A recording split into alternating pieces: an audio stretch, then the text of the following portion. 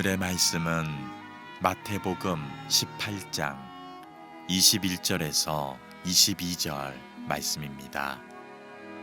그때 베드로가 나와 이르되 주여, 형제가 내게 죄를 범하면 몇 번이나 용서하여 주리이까? 7번까지 하오리이까? 예수께서 이르시되 내게 이르노니 7번뿐 아니라 7번을 70번까지라도 할지니라. 아멘. 미국 마이크로소프트에서 매년 업무 동향 지표라는 보고서를 발표합니다. 자기 회사의 직원들에게 설문조사를 하고 여러 빅데이터들을 분석해서 소위 노동 트렌드를 연간 발표하는 건데, 이 업무 동향 지표를 여러 기업들이 참고해서 자기들 회사의 노동 트렌드로 반영을 합니다. 지난 3월 16일 마이크로소프트에서 2022년 업무 동향 지표를 발표했습니다. 앞으로 어떤 노동 트렌드가 우리 사회를 지배하게 될까, 여러 가지 얘기를 했는데 그 보고서의 핵심을 한마디로 정리하면 앞으로는 하이브리드 근무로 전환될 것이다. 그러니까 이건 굉장히 유연한 근무를 말하는 건데, 그동안은 모두가 그 동일한 주어진 조건에서 예컨대 같은 시간에 일을 하고 같은 공간에서 일을 했다면, 이제는 개인이든 팀별로든 자기가 원하는 시간에 효율성을 높일 수 있는 공간에서 출근을 해도 좋고 재택을 해도 되고, 그렇게 효율성을 위해서 다양한 형태의 일을 할 수 있는 그런 근무 형태를 말하는 겁니다. 그런데 이 하이브리드로 전환이 되면서 제일 중요한 요소가 하나 있다, 이렇게 발표를 했습니다. 그게 뭐냐면 관계성이라는 거예요. 그러니까 업무의 효율성을 위해서 개인이나 또는 자기 자택에서 어디서든 일할 수 있지만, 그 회사가 지향하는 또는 공동체가 지향하는 시스템이 운영되려면 결국 보이지 않는 팀원과 그 공동체 안에서의 인간관계는 너무너무 중요하다는 거예요. 만약에 이게 전제되지 않으면 어떤 좋은 조건을 주어도 회사가 추구하는, 공동체가 추구하는 좋은 성과를 내기가 어렵다. 그러니까 어디서든 앞으로 우리가 살아가면서 많은 변화가 있어도 절대로 변하지 않는 불변의 진리 가운데 하나가 뭐냐? 관계를 잘 맺어야 돼요. 여러분, 가정이 행복하려면 가족 간의 관계성이라는 게 중요하고, 우리가 일터나 특별히 교회 안에서도 하나님과의 나와의 관계도 중요하지만 수평적으로 여러 사람들이 만나는 교인들의 이 관계가 참 중요합니다. 근데 이거를 우리가 평생 배우고 어릴 때부터 배우는데 나이가 들면서 가장 실천하기 힘든 게 인간관계예요. 어렵죠. 참 어려운 거예요. 저에게도 목사로서 가장 힘든 게 있다면 관계성인 것 같아요. 근데 이거는 나이가 아무리 먹어가고 세상이 변해도 계속 저에게 숙제로, 우리 모두에게 숙제로 남아있어요. 그러니까 모든 사람은 죽을 때까지 어떻게 하면 우리 주변에 있는 불편한 관계들을 계속 풀어낼 것이냐. 오늘 제가 서론에 이런 말씀을 드리는 건, 오늘 예수님께서 가르쳐주는 성경의 내용이 바로 이런 인간관계를 어떻게 풀어야 되는지에 대해서 말씀을 하고 계세요. 자, 지금 우리는 마태복음을 계속 공부하고 있는데, 지난 시간에 마태복음 17장에서 예수님께서 연약한 영혼을 실족시키지 말아라. 그러니까 우리 인간에게 익숙한 건 어떤 거냐면, 우리는 효율성을 강조하면서 살기 때문에 큰 거를 위해서는 소는 희생해도 된다. 이게 세상의 논리예요. 그래서 때로는 어떤 큰 목표를 위해서나 공동체, 국가 또는 교회가 추구하는 일을 위해서라면 소는 좀 희생이 돼도 된다. 이게 인간들이 가지고 있는 가장 기본적인 상식이에요. 그런데 예수님은 거꾸로 계속 성경에서 보면 우리가 소홀하기 싶은 연약한 사람들에 대해서 어떻게 대해야 된다는 말씀을 계속 강조하는 거예요. 왜 그러실까요? 왜 효율성을 강조하지 않고 예수님은 아주 연약하고 별 볼 일 없는 작은 자에 대한 관심을 계속 강조하고 계시는 걸까요? 그것은 우리 인간이 바라보는 눈과 하나님의 바라보는 눈이 다르기 때문에 그래요. 우리 인간은 조금 전에 말씀드린 대로 큰 목표를 이루고 어떤 효과와 효율성을 따지는 게 익숙해져 있기 때문에 작은 것을 때로는 버릴 수 있지만, 하나님은 그가 어떠한 사람이고 아무리 연약하고 보잘것 없어도 그 한 사람을 온 천하와 바꾸지 않겠다고 말씀하셨어요. 그러니까 하나님의 시선에서는 우리가 별로 귀하게 여기지 않는 하찮은 사람이라고 생각하는 사람들과 하나님이 그 사람을 비교했을 때 하나님의 눈에는 온 천하보다 그 사람이 귀하다라는 것을 누누이 강조하시는 거예요. 그러니까 우리가 하나님 앞에 짓는 죄 가운데 하나가 뭐냐면, 자신의 판단에 따라서 사람을 저울질하는 태도는 하나님의 시선으로 보는 그 하나님의 마음 앞에 가장 인간이 큰 죄를 짓는 거예요. 그러니까 오늘도 좀 고리타분하지만 예수님께서 그런 가르침을 주시는 말씀이에요. 마태복음 18장인데, 자, 공동체에서, 이 공동체라는 건 교회일 수도 있고 하나의 우리가 살아가는 단체, 직장, 여러 세상의 모임일 수도 있어요. 그런 곳에서 그 공동체에 악을 끼치는 죄를 짓는 사람들을 만나면 어떻게 대하면 좋을까? 예수님이 4단계를 거쳐라 이렇게 말해요. 자, 죄를 지었어 이 사람이. 그래서 우리 공동체나 많은 사람들에게 많은 손해를 일으키는 사람을 만났을 때 어떻게 해야 되느냐? 첫 번째, 죄를 범한 그 사람에게 제일 먼저 1단계로 다가가서 권고해라 이렇게 얘기해요. 한 사람이 한 사람을 만나라. 여기서 권고하라는 얘기는 목적이 그 사람의 죄를 지적해서 정죄하고 비난하는 게 목적이 아니라, 네가 이런 잘못을 하고 있는데 이것을 회개해서 바르게 살았으면 좋겠다라는 목적을 가지고 권고하라는 거예요. 그러니까 첫 번째 단계에서 예수님이 1대1로 가서 권고하라라고 가르치는 지침은 그의 죄를 공개하거나 소문을 내거나 아니면 이렇게 공론화해가지고 모든 사람들이 알게 하면 안 된다. 어떤 죄를 졌어도 일단 그 사람에게 1대1로 그 죄의 문제를 지적하고 개인적으로 권면해서 그가 돌아설 수 있는 기회를 줘라. 그런데 만약에 이 사람이 안 들어요. 1대1로 권면했는데 안 들어. 그러면 두 번째 단계를 거치라. 어떻게 하느냐? 그 공동체에서 신뢰할 만한 사람 2-3사람과 함께 다시 이 사람에게 권고해라 이렇게 가르쳐요, 예수님이. 이건 뭘 말하느냐? 첫 번째 단계는 1대1로 만나는 건 주관적인 거예요. 그런데 2-3사람이 함께 가서 똑같은 문제로 계속 권면을 하면 이게 객관화가 되죠. 주관적으로 얘기할 때는 1대1의 관계니까 안 들을 수 있지만 객관적인 사람들의 의견이 그에게 전달이 되면 훨씬 더 설득력이 있으니까 두 번째 단계를 거치라는 거예요. 근데 그래도 만약에 이 사람이 뉘우치지 않고 그 죄의 문제에서 벗어나려고 하지 않으면 세 번째 단계를 거쳐라. 그때는 어떻게 하느냐? 그 공동체가 가지고 있는 룰에 의해서, 그러니까 법이면 법, 어떤 규칙이면 규칙, 그걸로 이 사람에게 정식 재판을 진행해라. 그렇게 했는데도 안 들어요. 그러면 네 번째 단계로 가라는 거예요.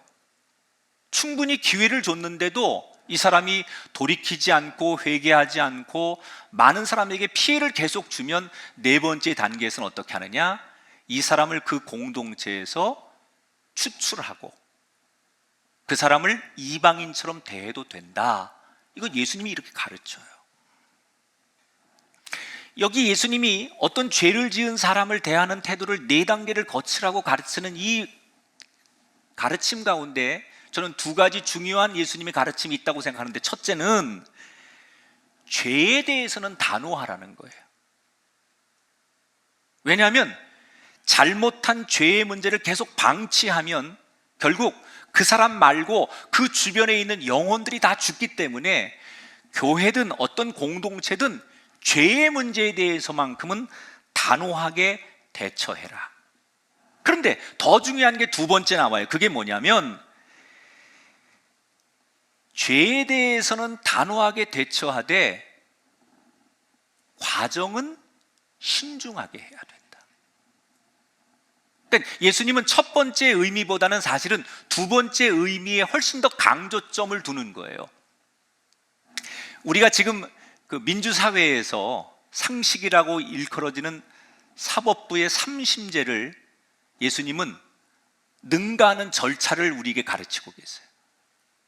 처음부터 그 죄의 문제를 공론화하지 말고 되도록 개인적으로 대처해서 그 사람을 최대한 보호하고 세심한 배려, 모멸감을 느끼지 않도록, 아무리 죄를 졌어도 너는 이런 죄인이야 이렇게 막 공개적으로 그를 공격하지 말고 그에게 세심한 배려를 통해서 기회를 주는 것, 이것이 기독교가 한 죄인을 대하는 태도라는 것을 예수님이 가르치는 거예요. 자, 지금 예수님은 가만히 이 4단계를 거치면서 뭘 말씀하시는 거예요? 그가 우리 눈에 아무리 하찮은 사람이고 죽을 죄를 지었을지라도 그 사람을 대하는 태도 속에 예수님은 한 사람 한 사람을 결코 포기하지 않는 그 영혼에 대한 진실된 사랑을 느낄 수 있는 거예요. 우리는 저런 사람은 애초에 기회도 주면 안 돼, 이렇게 공론화하고 그를 어떻게 우리가 고발해서 무슨 뭐 재판을 받게 하고 그를 우리가 몰아내고 그렇게 하지만, 하나님은 어떻게 하라고요? 그에게 최대한 기회를 주라. 설득해라. 그에게 배려해라. 아무리 그 사람이 못된 사람일지라도 그 사람을 향한 하나님의 진실한 사랑을 엿볼 수 있는 가르침이에요. 자, 그런데 이게 지금 말로 들어서는 예수님이 그렇게 사람을 그렇게 대하라고 가르치시는구나 라고 우리가 성경에서 배우지만 이게 참 현실적으로 어려워요. 그래서 예수님께서 이 어려운 문제를 풀어가기 위해서 오늘 성경에서 뒤에 어떤 중요한 힌트 하나를 주시는데, 그게 19절에서 20절에 나오는 말씀이죠. 너희 중에 2사람이 땅에서 합심하여 구하면 하늘에 계신 내 아버지께서 이루게 하시리라. 2-3사람이 내 이름으로 모인 곳에서 나도 그들 중에 있느니라. 자, 여기 2단어가 중요해요. 구하라 라는 단어하고 내 이름으로 모이라. 자, 예수님 이름으로, 다시 말하면 예수님이 가르쳐준 말씀의 원칙 안에서 모이고 그 예수님이 원하시는 생각이 무엇인지를 구하라는 거예요. 가만히 보면 인간들이 가지고 있는 모든 갈등의 구조 속에는 내가 앞서기 때문에 그래요. 내 생각에는 이게 맞습니다. 내 생각에는 이게 해법입니다. 모든 문제는 내가 앞서는 데서 우리 사회가 가지고 있는 갈등, 작은 다툼 또는 공동체 갈등이 다 여기서 시작하는 거예요.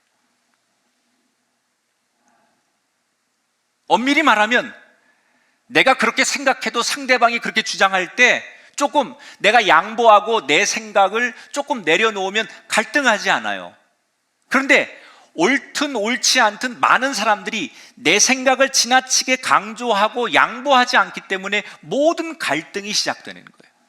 이건 다 그래요. 우리 사회가 가지고 있는, 여러분이 지금 몸담고 있는 가정, 일터, 무슨 작은 모임, 교회, 한국 안에 여러 종교단체 다 여기에 보면 내 생각이 앞서고 강해지기 때문에 여기에서 우리가 갈등이 시작된다는 거예요. 저는 가끔 이런 생각해요.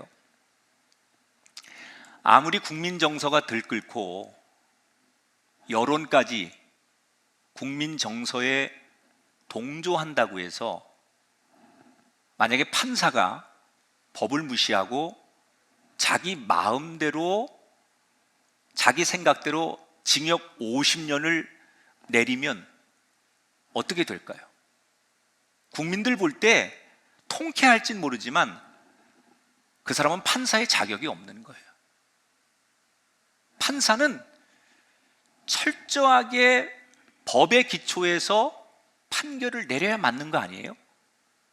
저는 교회도 그렇다고 생각해요. 우리가 예수를 믿기 위해서 교회에 모인 사람이고 진짜 예수님을 따르려고 하는 제자라면 아무리 내 생각이 있더라도 모든 절차와 과정 속에 하나님의 뜻에 기초해서 이루어지는 게 예수 믿는 근본이지. 예수를 믿는다고 하면서 예수님의 생각 따위는, 예수님의 가르침, 하나님의 뜻과는 전혀 상관없이 지금 내 감정, 내 생각 이걸 가지고 모든 걸 결정하고 문제를 해결하는 방식이라면 우린 근본적으로 예수 믿는 사람이 아니라는 거예요.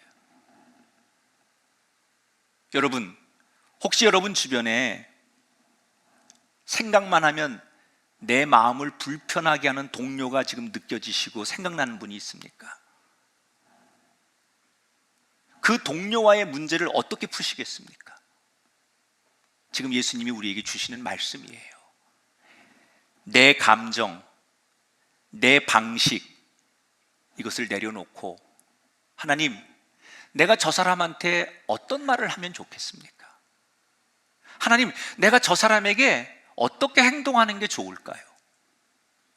적어도 나와 불편한 사람, 나에게 손해를 끼치는 사람, 나와 갈등하는 사람, 특별히 우리 공동체 안에서 죄의 문제로 인해서 우리가 다루어야 하는 사람이 있을 때 그게 우리의 상식과 우리의 감정으로 그를 대하는 게 아니라 한 걸음 멈춰서서 하나님, 내가 저 사람한테 뭐라고 얘기하고 어떻게 권면하면 될까요?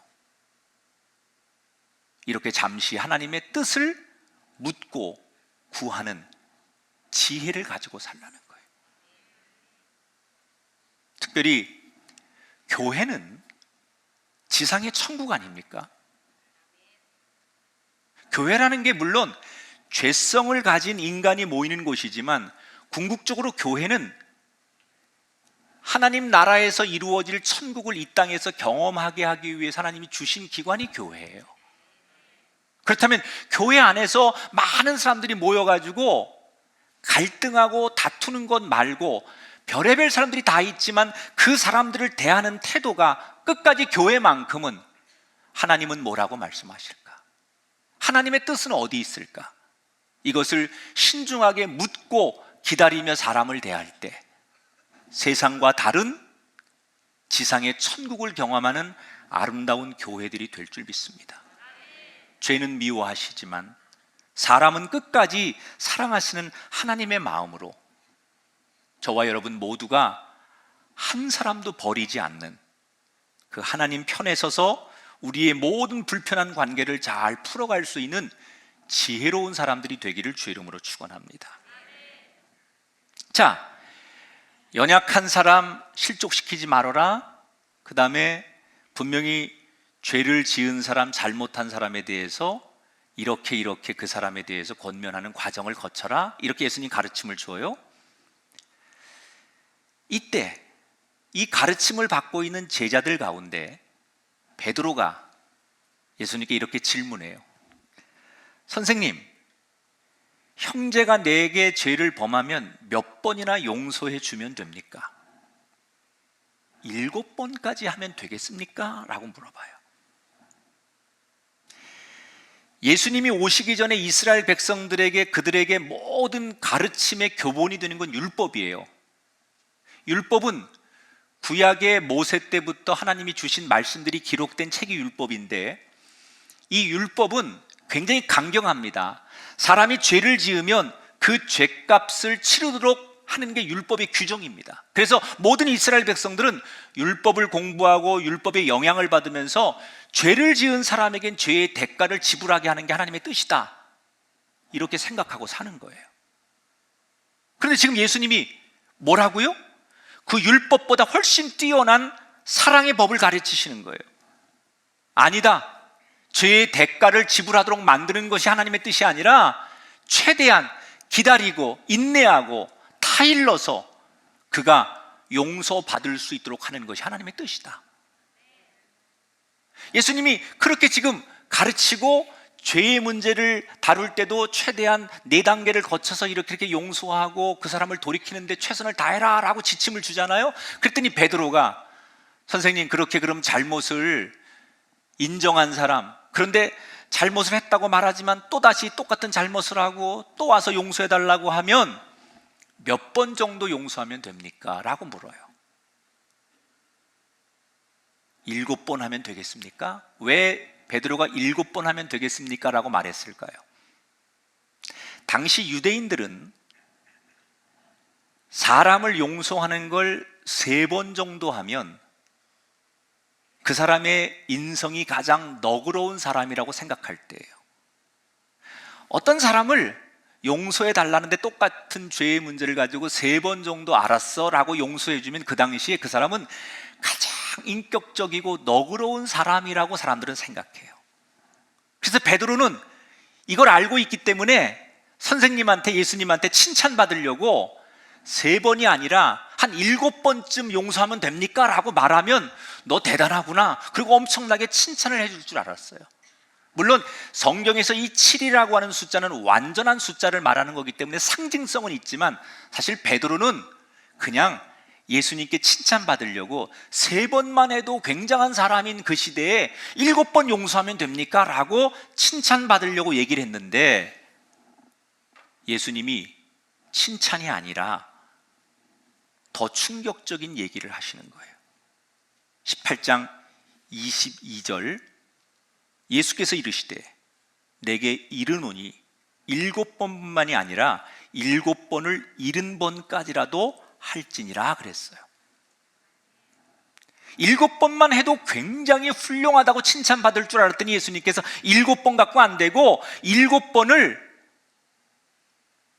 70번까지 용서해야 된다. 또 어떤 사람들은 이거 가져가서 집에 가서 막 계산기를 두들겨 봐요. 7번을 70번까지면 490번 용서하라는 거네. 예수님께서 어떤 사람의 죄를 490번 용서하라 그런 뜻으로 말한 게 아니고요, 이것은 상징적인 거예요.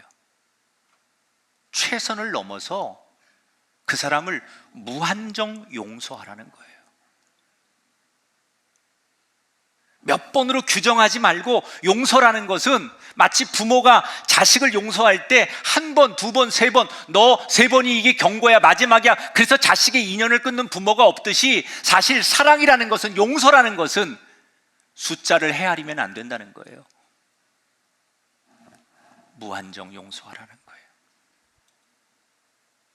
네, 여러분, 예수님이 이렇게 성경에 어떤 사람을 무한정 용서하라고 하니까 현대인들은 이 성경 얘기를 들으면서 너무 막막하잖아요. 아니, 어떻게 사람을 우리가 무한정 용서할 수 있어? 이건 불가능한 얘기를 예수님이 하는 거예요.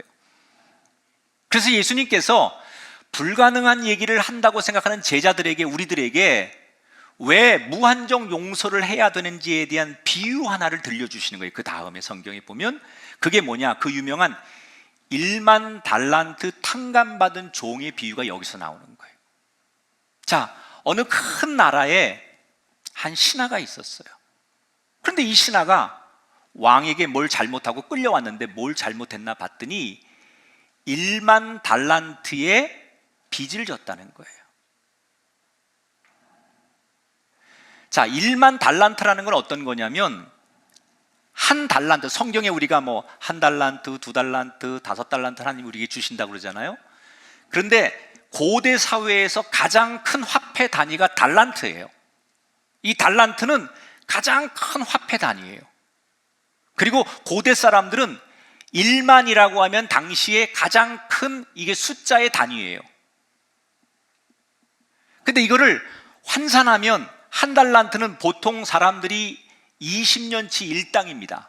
그러니까 요즘 여러분 우리가 밖에 나가서 하루 일당 일하면 10만 원 정도라고 계산을 하면 이 사람이 지금 빚을 진 건, 왕에게 빚을 진 건 얼마를 진 거냐? 한 6조 원 되는 거예요. 우리 돈으로 한 사람이 6조 원. 무슨 얘기를 하면 좀 놀래고 그러시는 게 좋은데 6조 원의 빚을 졌어요. 아니, 이 사람이 도대체 무슨 사람이고 뭔 일을 했길래 6조 원의 빚을 졌을까? 제가 추측하건대 이런 거예요. 왕이 있었고 이 사람은 아마도 그 왕 밑에 나라를 다스리는, 지금으로 말하면 무슨 뭐 경제 무슨 뭐 부총리나 아니면 무슨 뭐 재무장관이나 뭐 이런 사람이겠죠. 그런데 뭔가 정책을 잘못 썼거나 세금 관리를 잘못해가지고 국가에 엄청난 자금의 손실을 준 거예요. 그러니까 6조라는 돈이 나왔겠죠. 이게 왕이 다스리는 나라인데 이 신하가 뭔가 잘못해가지고 엄청난 뭐 외교를 뭘 잘못했든지 뭐 정책을 잘못해가지고 엄청난 나라의 재정에 손실을 끼친 거예요. 그래서 왕이 그 사람에게 책임을 묻는 거예요. 내가 다스리는 나라에 이 엄청난 손실을 끼쳤으니 어떻게 할 거냐? 그랬더니 이 신하가 왕 앞에 싹싹 빌면서 눈물로 호소를 하는 거예요. 왕이시오, 왕이시오. 제가 어떻게 하든 그 돈을 갚을 테니 제발 시간을 주십시오. 이 신하가 왕에게 시간을 달라고 요청하는 데는 이유가 있습니다. 당시의 관습은 어떤 사람이 빚을 졌는데 이 빚을 갚지 못하면 마지막 단계는 그 빚을 진 사람의 가족들 모두를 종으로, 노예로 팔아버리는 거예요. 이게 마지막 단계예요. 그러니까 이 신하는 자기가 여기서 왕에게 뭔가 이 갚을 수 있다는 것을 증명하지 않는 한은 자기뿐 아니라 자기의 아내와 가족들, 자식들까지 다 노예로 팔려갈 걸 알기 때문에 눈물로 다급하니까 왕에게 왕이시오, 왕이시오. 내가 어떻게 하든지 손실된 이것을 갚을 테니 제발 그리하지 마시고 기다려 주시고 용서해 달라는 거예요. 그러면 이 신하가 왕 앞에 눈물로 잘못했다고 내가 갚겠다고 말한 이것은 사실일까요? 이건 거짓말이에요. 왜냐하면 한 개인이 이 많은, 예를 들어서 앞에 6조 원이라고 했는데 사실 한 개인이 이걸 갚을 능력이 없는 거예요. 그럼 왕은 이걸 모를까요? 알지요. 이 신하가 내가 반드시 갚을 테니 제발 기회를 주십시오 라고 말하면 이 사람이 갚을 능력이 없는 걸 알아요, 왕은. 그런데 눈물로 호소하고 제발 살려달라고 하니까 왕이 한참을 바라보다 성경이 이렇게 표현해요. 국률한 마음이 들었다. 국률한 마음. 이 국률한 마음이라는 것은 원문의 헬라어에서 보면 이것은 우리말로 뭐라고 번역하냐면 죄를 용서했다, 그런 말이에요. 국률한 마음. 이렇게 눈물로 호소하고 제발 우리 처자식들 남의 집 노예가 되지 않도록 왕이시여 용서해달라고 간청하는 이 신하를 보고 왕이 국률한 마음이 들었어요. 그래서 왕이 그 신하에게 알았다. 내가 너 1만 달란트 탕감해 주겠다. 그리고 용서해 준 거예요. 왕이니까 가능하죠. 자, 죽다 살아난 이 신하, 죽음의 위기에서 건진받은 이 신하는 정말 주인에게 수백 번 수천 번 절을 하고 감사 인사를 하면서 이제 살았으니까 신나게 나오는 거예요. 세상을 다 가진 기분으로 즐거움의 콧노래를 부르며 걷고 있는데 잠시 뒤에 자기 친구 하나를 만나요. 그런데 이 친구를 보는 순간 이 신하가 마음이 불편해지는 거예요. 왜 그랬냐? 이 친구가 자기한테 얼마 전에 100데나리온을 빌려간 사람인데 아직 이 100데나리온을 자기한테 안 갚았어요. 그럼 이 100데나리온이라는 것은 지금으로 따지면 얼마 되느냐? 한 데나리온이 하루의 노동자의 일당이에요. 그 100데나리온이면 3개월에서 4개월 정도 일을 하면 벌을 수 있는 돈이 100데나리온이란 말이에요. 그런데 이 사람이, 이 신하가 자기한테 100데나리온 그 꼬간 친구를 보자마자 막 달려가가지고 욱박 지르는 거예요. 너 왜 나한테 그거 안 갚어? 갚는다고 한 지가 언젠데 왜 여태 안 갚어? 그러니까 이 친구가 이 신하한테 두 손을 싹싹 빌면서 조금만 기다려 달라고 간청을 해요. 근데 이 장면이 신하가 막 욱조니까 이 친구가 내가 반드시 갚을 테니까 기다려 달라고 간청하는 이 장면이 조금 전에 이 신하가 임금에게 눈물로 간청했을 때와 똑같아요. 그리고 성경에 보면 단어가 같은 단어를 써요. 이 신하가 조금 전에 1만 달란트 때문에 죽을 위기에서 왕에게 제발 용서해 달라고, 기회를 달라고 간청하며 눈물 흘리고 싹싹 빌었을 때의 모습과 그 단어가 똑같이 지금 등장하는 거예요. 자, 이런 생각해 보세요. 이 친구가 내가 반드시 갚을 테니 시간을 달라고 말하는 이 100데나리온을 빌려간 친구의 말은 진심일까요? 거짓일까요? 실현 가능성이 있는 얘기입니까? 없는 얘기입니까? 있죠. 왜? 한 서너 달만 열심히 일해가지고 그거 갖다 주면 빚 갚을 수 있는 거예요. 그러니까 이 100데나리온을 갚겠다고 말한 친구의 말은 얼마든지 실현 가능성이 있는 말을 하는 거예요. 믿어주면 되는 거예요. 그런데 문제는 이 신하가 자기 친구의 말을 안 믿는 거예요.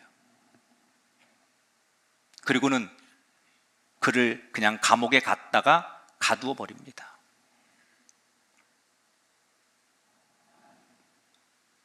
자, 주변에 있는 동료들이 이걸 다 지켜본 거예요.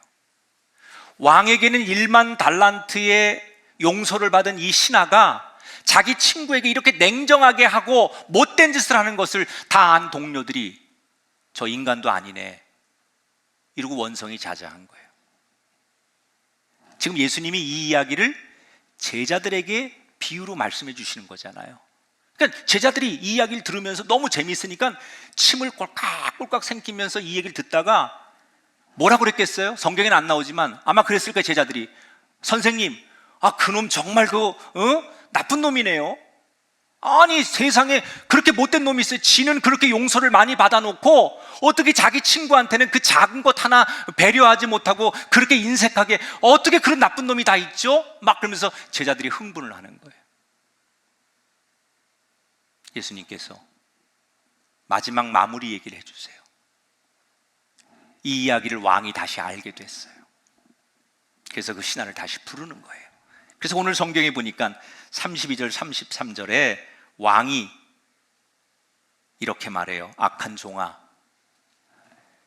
내가 빌기에 내가 내 빛을 전부 탕감해 주었거늘 내가 너를 불쌍히 여긴과 같이 너도 내 동료를 불쌍히 여김이 마땅하지 아니하느냐.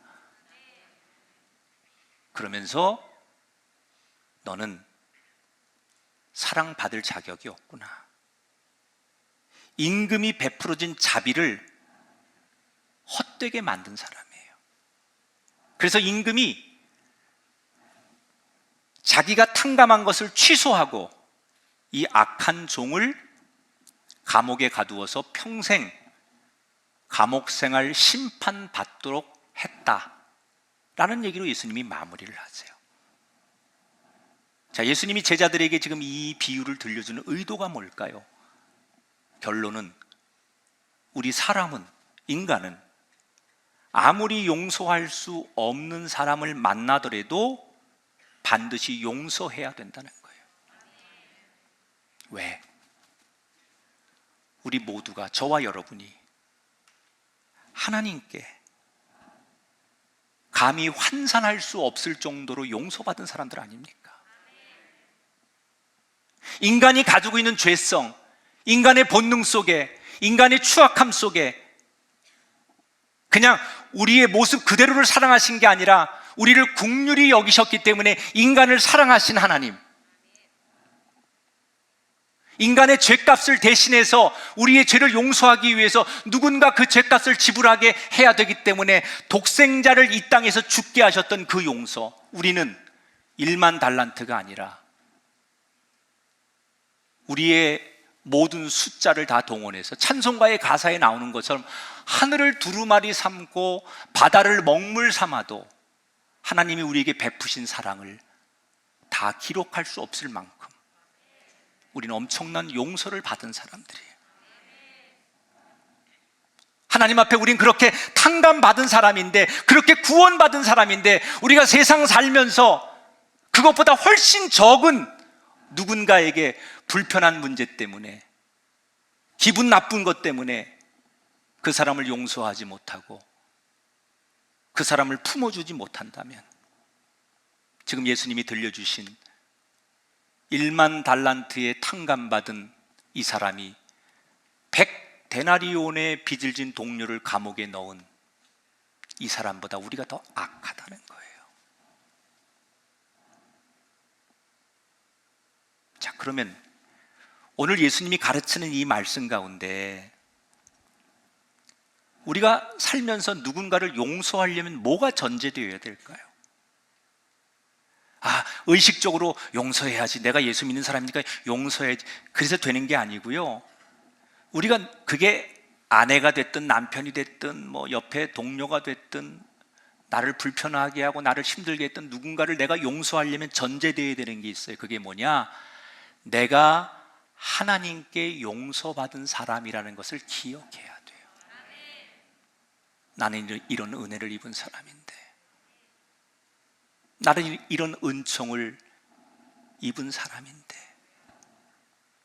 내가 이렇게 엄청난 용서를 받았다는 것을 늘 기억하고 인식할 때 내 앞에 나를 불편하게 하는 누군가를 품을 수 있고 그 사람을 이해할 수 있고 그 사람이 어떻게 대하든 간에 나는 그 사람을 떠나지 않는 관계를 만들 수 있다는 거예요. 여러분, 지금 우리 사회가 가지고 있는 가장 큰 불편함은 갈등의 구조예요.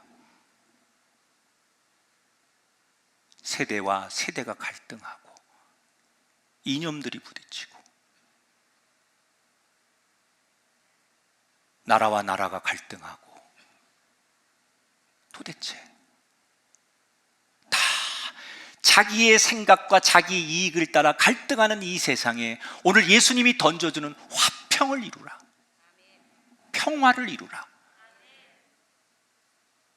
그 화평을 이루는 가장 큰 가치는 나를 깊이 보는 거예요. 내가 이렇게 용서받은 사람인데 내가 누군가를 정죄한다는 게 말이 되지 않는 거예요. 우리가 겪고 있는 이 분쟁은 다 불편한 관계에서 시작되는 거예요.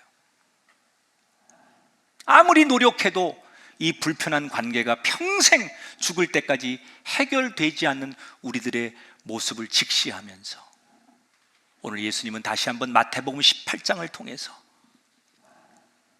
내 감정, 내 생각보다는 하나님, 나 저 사람 너무 불편한데, 나 저 사람 나하고 너무 안 맞는데 하나님, 내가 저 사람한테 어떻게 했으면 좋겠어요, 이렇게 하나님 앞에 지혜를 구해봐라. 더 중요한 거, 나 같은 사람이 용서받았는데 김학중이라는 사람, 하나님이 나를 용서하셨으니까 내가 여기 있는 건데, 내가 이렇게 엄청난 은혜를 입어놓고 옹졸하게 100데나리온 빚진 동료를 욱박지르고 그의 잘못을 지적하며 정의로운 양 행동한다는 게 얼마나 가식적인 건가를 말씀의 거울 앞에 비추고 자기를 보시면 분명히 우리가 살아가는 세상의 갈등의 문제가 해결될 줄 믿습니다. 하나님 안의 모든 동료는 사랑의 대상입니다. 이것을 기억하시면서 이 사순절 저 주님의 십자가를 바라보시면서, 그래, 내가 뭐라고, 내가 뭘 잘났다고, 사랑하자, 이해하자, 이렇게 힘쓰는 예수님의 사람들이 다 되셔서 우리가 밟는 땅 모두가 평화의 땅으로 바뀌게 되는 은총이 우리들의 삶 가운데 있어지기를 주님의 이름으로 축원합니다. 영상을 만나보겠습니다.